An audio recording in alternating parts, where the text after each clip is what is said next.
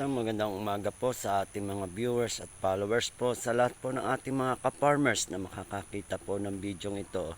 Sineshare ko lang po ang bidyong ito. Ito po ang pipinohan ng aming kasamang ka-farmers na si Russell Hasol po.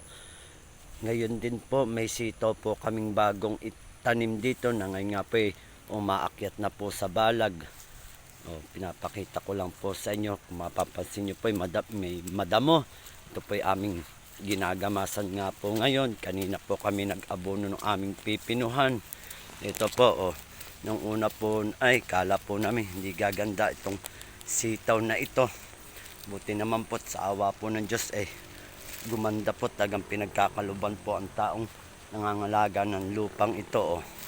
Ito po ang kanyang sitawan, kung makikita nyo po mula po rito hanggang doon po sa kabilang pitak. Yan po ang kanyang sitawan po. Yan po sa aking mga viewers po, sa magandang umaga po sa ating lahat.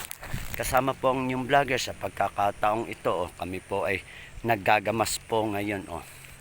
Marami pong salamat sa ating mga viewers.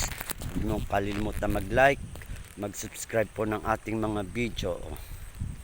Salamat po.